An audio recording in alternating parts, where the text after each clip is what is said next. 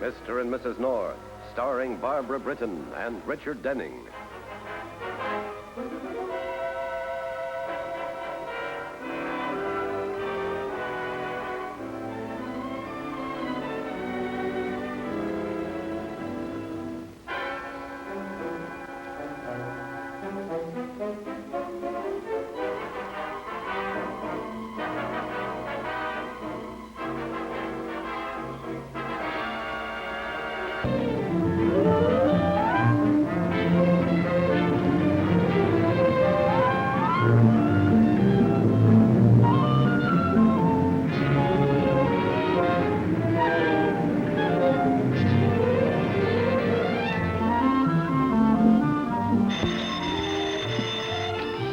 Hello?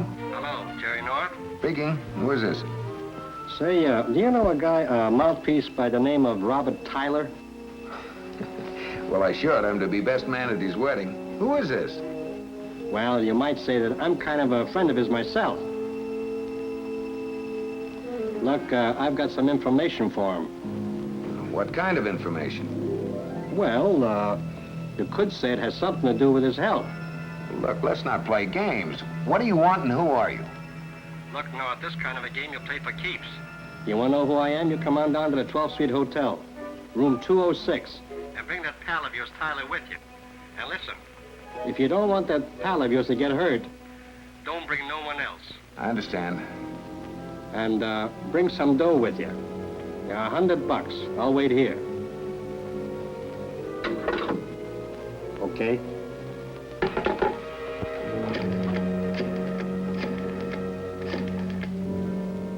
Hello, Bob. It's Jerry. What's up, Jerry? Are you in trouble? No, but I'm afraid you are. I'll pick you up in front of your building in 15 minutes.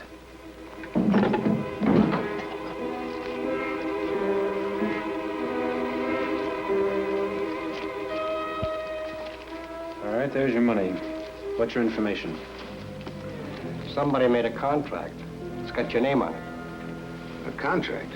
What's in it? A bullet. See, the way the contract reads, your friend here won't live to say I do. You mean someone's hired a professional to kill me? All right, who is it? If this is on the level, you must know. Look, you paid for all the info you're gonna get. Suppose I raise the ante. Me wind up on the slab next to you? Look, you're a big shot mouthpiece. You figure it out.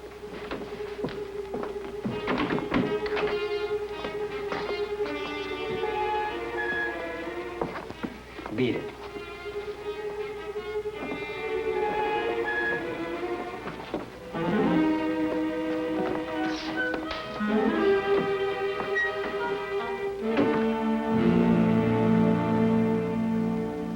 You both know you should have gotten in touch with the police before you went there. But that's my fault, Lieutenant. Jerry wanted to call you, but I was hoping I might recognize the man. My practice occasionally has involved characters of the underworld. Maybe that's your answer, your practice. Do you recall anyone who would have it in for you? Of course, every time I win a case, there's somebody who wishes I'd drop dead. But no one specific. Uh-uh. I see. Well, first of all, you're to tell no one of this death threat. Is that clear? What about Susan, my fiancée? Not even her. Bob, you've got the date of... Oh, sorry. Hello, Jerry. How are you, Estelle? Oh, this is a friend of mine, Bill Wagon. Miss Wilson, Bob's junior partner. How do you do? Mr. Wagon, you got the wrong date on the Louis Nicolai deposition. It was taken the 27th, not the 28th. Are you certain? Checked the files myself. Who's Louis Nicolai? Oh, he's a truck driver who witnessed a hit-and-run accident. No connection. Bob, darling, you did... Oh, hello, Jerry. Hello, Susan. Hi, Estelle. Honey, I've got the most exciting news. When is any of your news not exciting? But this is, really. Uncle Peter's going to Europe. Which he does at least twice every year. But this was an unexpected trip. He was going to Malibu Beach, and his beach house is all ready, and he says that we can use it for a whole month for our honeymoon. Go to California? Well, they haven't moved Malibu Beach to New York, Pet. Oh, we'll have the most romantic, secluded honeymoon. Except we'll have to be married by day after tomorrow at the latest, so that Uncle Peter Well, can day be after there. tomorrow, Susan, you see, I have a very important case coming up. You and your old ipso factos, this is our wedding. Sue, this isn't just an ordinary case. It's terribly important. Bob has a very complicated brief to prepare. Well, then you take care of it, Estelle. Bob's always telling me how you're the brains in this outfit, and he couldn't manage without you. He'd manage.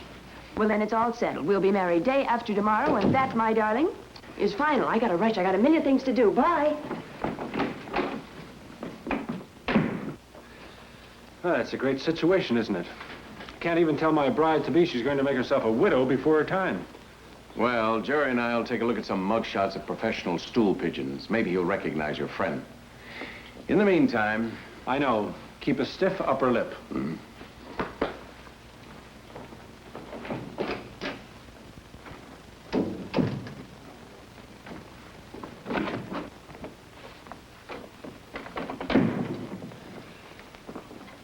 Estelle?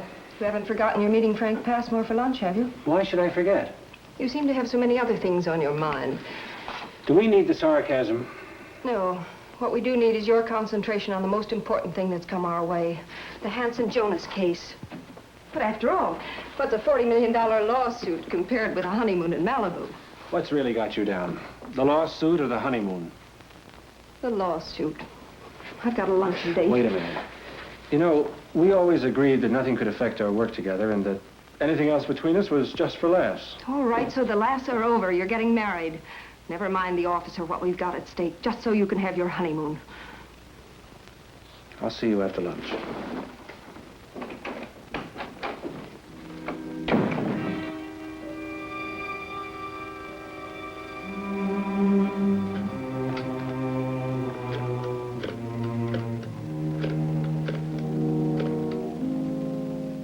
Hello, this is Estelle Wilson. There's been a change in plans.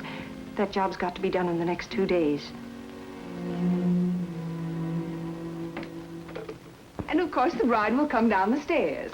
Oh, Claudia, this is just a small wedding. I think that's too pretentious. Well, I was thinking maybe I'd like to come from... Pam, darling, there is no entrance a bride can possibly make that's any more effective than coming down the stairs. Unless she came in on roller skates.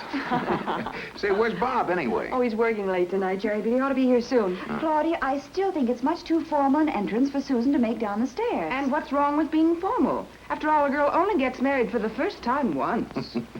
Now, Mr. Foster, as the bride's father, you bring her on your arm like this. No. On the other side.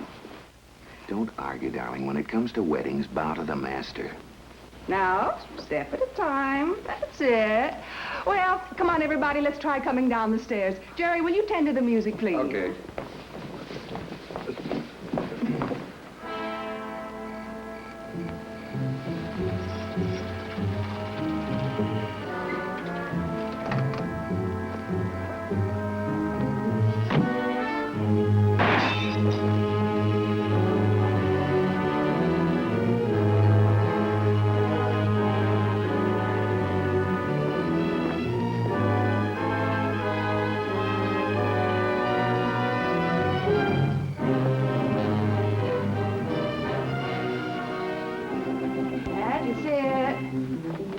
Walking tall. This is a happy day. That's right.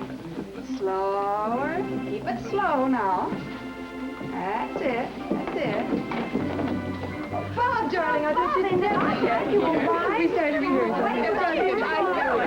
Well, now we can start all over again. The bridegroom's here. Girls, everybody upstairs. Oh, get your positions. We're going to start all over again. Go on, Bob. Better take your place in the living room. Wait a minute, Jerry. What's the matter? That's it. Someone took a shot at me outside. Hit my car. What? Don't mention it now. We'll take a look at it later on.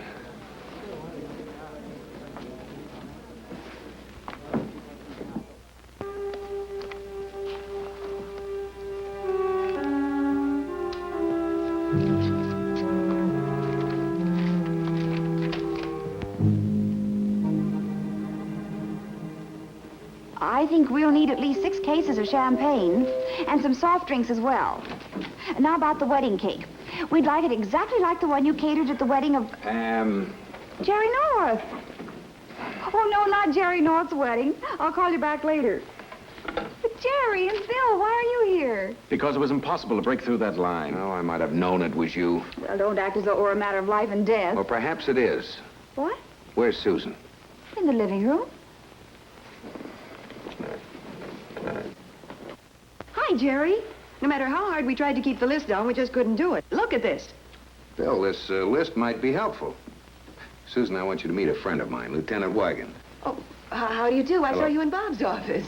Won't you sit down? Thank you. This is my sister, Marion. How do you do? Susan, what the lieutenant has to tell you will be a shock, but I think it's best that you know. Miss Foster, your fiancé received this note in the mail.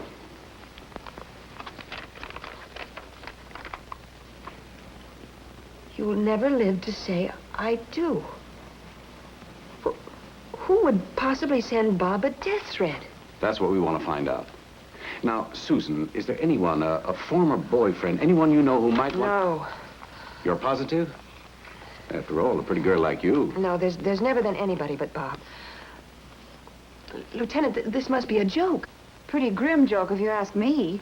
Lieutenant, don't you think it would be wise to postpone the wedding? Marion's right, of course. I couldn't have Bob standing there like a duck in a shooting gallery. Anything ever happened to him? That's up to you and Tyler. I'll give you all the protection I can, and I believe we can handle the party who sent that note. I will say, if you postpone now, we may never know who it is, until they pick another time to strike. All right, Lieutenant, I'll do anything you say. Anything Bob wants to do. Good. Tyler says call the bluff. Oh, may I? You're sure there's no boyfriend? I'm quite sure, Lieutenant. Come on, Jerry, let's get back to Bob's office. Want me to go with you? No.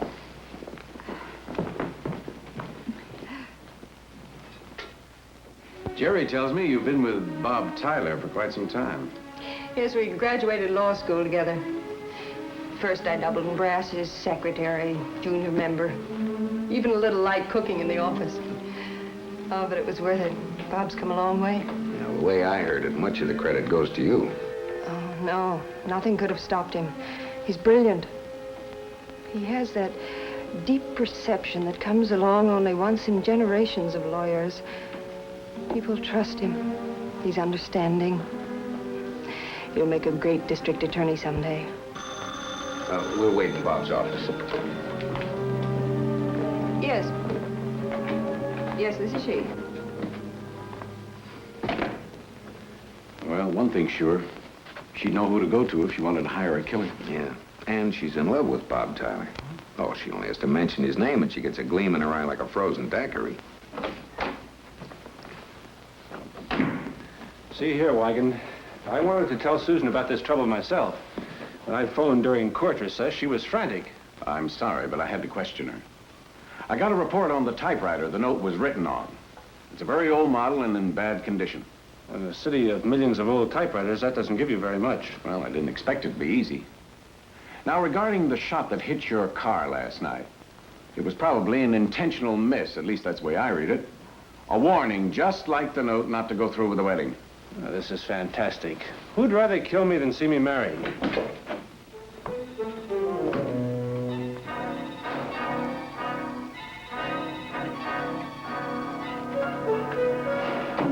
You're out of your minds.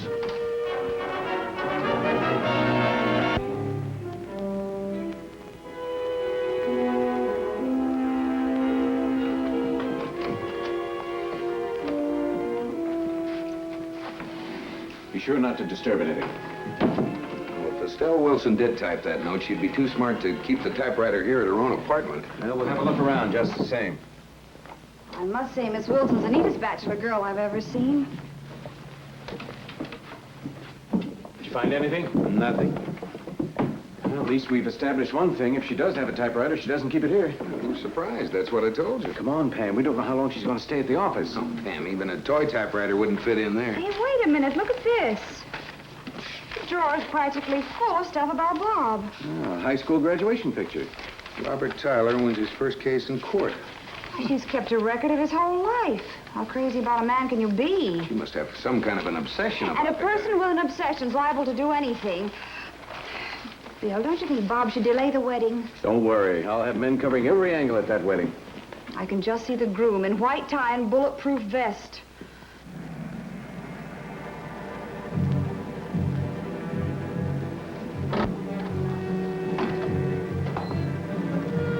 Susan. Let go of Fred Lewis. What do you mean by sneaking around here in the dark? Sue, I had to see you. Now, Fred, we went over that all last week on the phone. Please, I just want to talk to you a few minutes. All right, come on in the house. Thank you, Susan. Oh, Freddie, don't grovel so.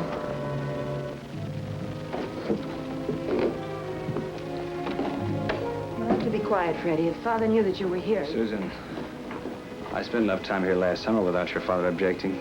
Oh, I wasn't engaged then. You were to me. Oh, now, look, Freddie, why don't you be a nice boy and run along home? It's getting awfully late. Don't use that tone on me. Oh, Fred, let me go. Are you crazy? You said you'd wait, and you would have if you hadn't met him. The great Mr. Tyler. I wonder how much you've told him about us. He isn't interested in children's stories. Now, if you don't mind, I'm going upstairs to go to sleep. Now, listen, Susan. Fred, you'll wake Father. Besides, it won't do any good. Yeah, I know. I know. I'm sorry. There's nothing to be sorry about. I know what it means to be lonely and unwanted. Susan doesn't mean to hurt people, really. It's just that she's always had things her own way. Regardless of who gets hurt. Fred, you're much too young for her. That isn't true. Bob is older, important. I'll be important. But it's too late now. There's nothing you can do to stop them. Is there, Fred?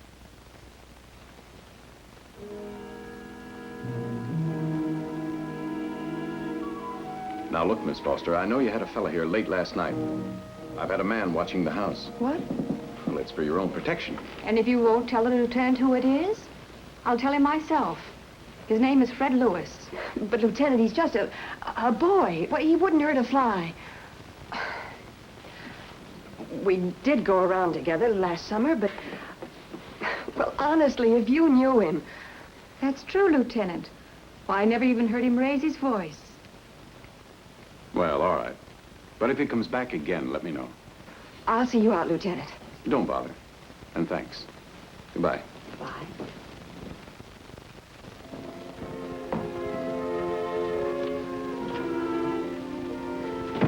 Marion, thanks for covering up. About Freddie, I mean, why, if the lieutenant had heard him... Susan, call off the wedding. Marion! I mean it. If you don't, something terrible will happen, I know it.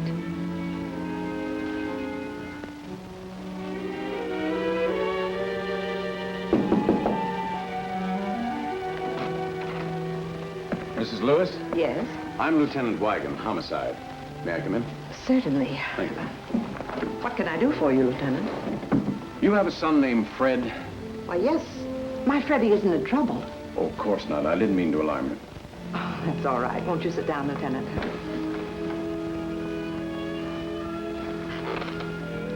Mrs. Lewis, I believe your son knows Susan Foster. My Freddie saw something of her last summer when I was abroad.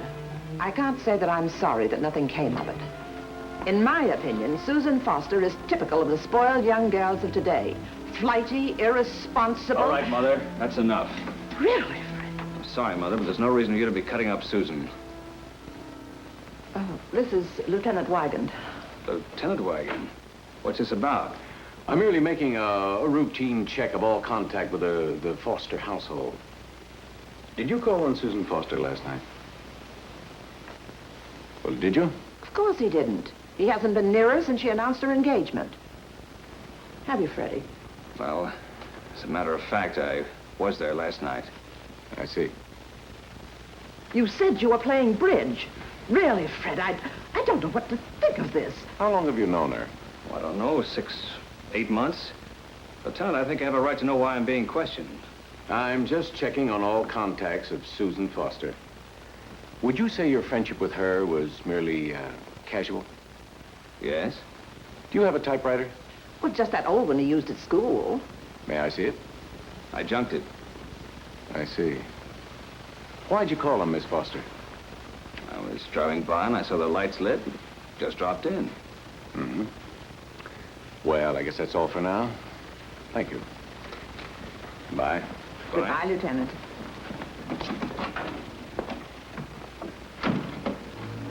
Running after an engaged girl. Really, Fred, I'm warning you, Mother. I can't take any more of this. You broke us up. What more do you want? Someday you'll thank me for this. No, I won't. Susan's a wonderful girl, and you know it. Oh, perhaps for an older man like Robert Tyler, but not for a boy like you, Freddie. Don't say that. If it hadn't been for you and your interfering, this never would have That happened. will do. I'll overlook this, Freddie. Someday, when you come to your senses, you'll be sorry for your actions. Perhaps you'll be sorry, Mother.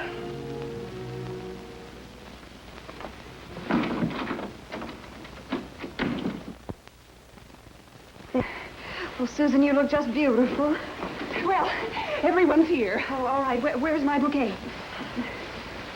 Here, be sure and toss them to me. I'll try. Well, bridesmaids, now you know exactly where to stand. Yes, Aunt Gloria, they know. Susan, you've something old. Yes, my mother's pearls. And the blue garter for something blue. Yes, come on. Something borrowed? Oh, no. Well, it doesn't matter. Oh, yes, anything. A handkerchief will do. Oh, Pam, will you get one from Marion's room, please? Oh, now, Susan, dear, you just wait here for your father to come and get you. And don't be nervous.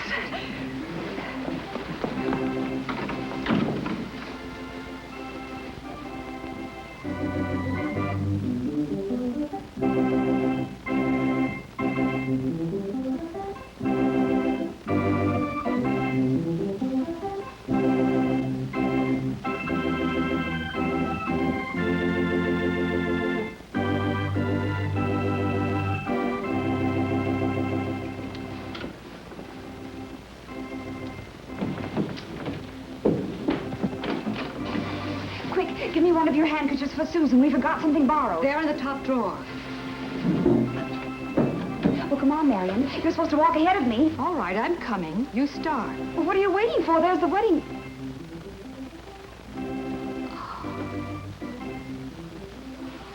Close the door, Pam, and come back.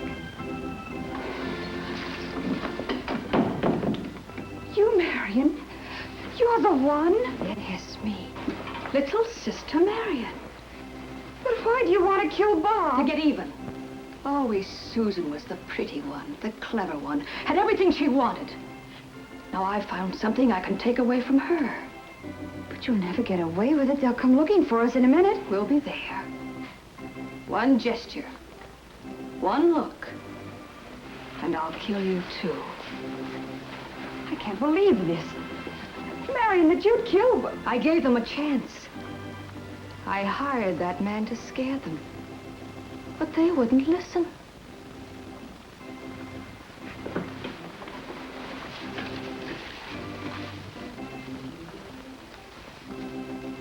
They're waiting for us, Pam.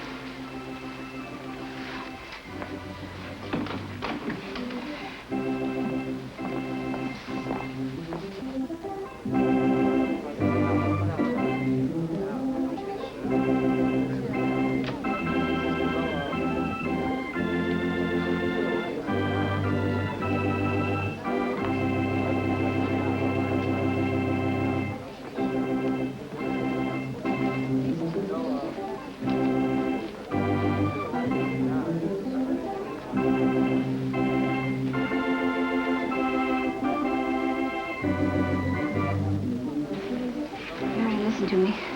This isn't the way. Now she'll be married. She'll be out of your way. She can never compete with you again. You can have anything you want. Any man you want. Why are Marion and Pam walking together? I told them to follow each other. Look at them.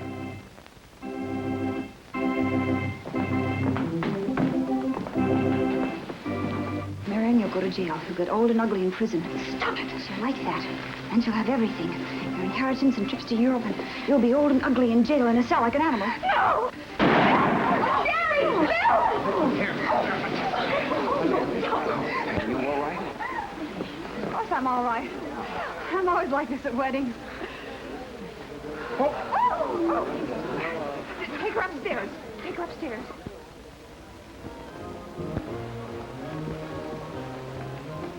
Jerry, what do you suppose they'll do about Marion? Oh, I think she'll be all right in time with a little care and understanding. Did you see the gift that Estelle gave Bob and Susan, that album she had made up of the news clippings about Bob's career? Quite a production.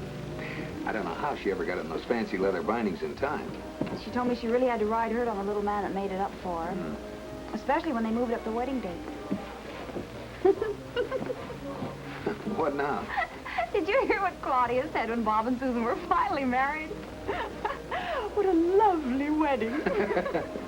Well, some people collect string. With her, it's weddings. Me, I go for a honeymoon. That's what I call a collector's item.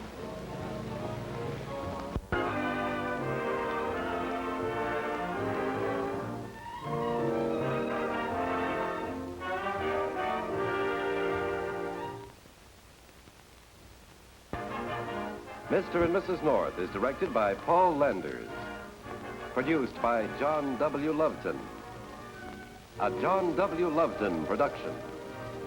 Starring Barbara Britton and Richard Denning. Featuring Francis DeSales.